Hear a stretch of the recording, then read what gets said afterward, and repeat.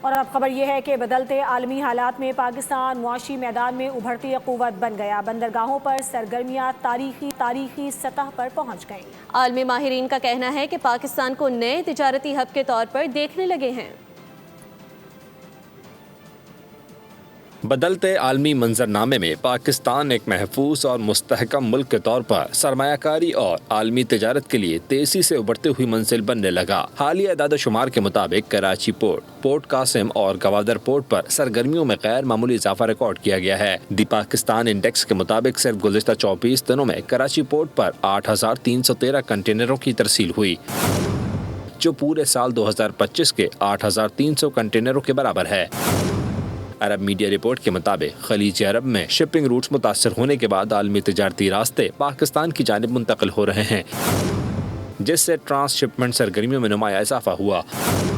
پاکستان کی جانب سے بین الاقوامی ٹرانس شپمنٹ قواعد میں نرمی اور بندرگاہوں پر کارگو ہینڈلنگ کی اجازت نے بھی اس عمل کو تیز کیا ہے۔ سرائے کے مطابق South Asia Pakistan terminal, H port اور کراچی گیٹ وے ٹرمینل پر ہزاروں کنٹینروں کی ہینڈلنگ مکمل کی گئی۔ عالمی ماہرین کا کہنا ہے کہ مشرقی وسطی میں کشیدگی نے پاکستان کو خطے میں ٹرانس شپمنٹ کے مستقل مرکز بننے کا سنہری موقع فراہم کیا ہے۔ ماہرین کے مطابق مضبوط سیاسی و اقتصادی استحکام، بہتر حکومتی حکمت عملی اور سی پیک جیسے بڑے منصوبے پاکستان کو خطے کا اہم تجارتی اور لاجسٹک ہب بنا رہے ہیں، جبکہ عالمی سرمایہ کاروں کا اعتماد بھی تیزی سے بحال ہو رہا ہے۔ سبسکرائب کریں اور بیل دبائیں تاکہ کوئی خبر رہ نہ جائے۔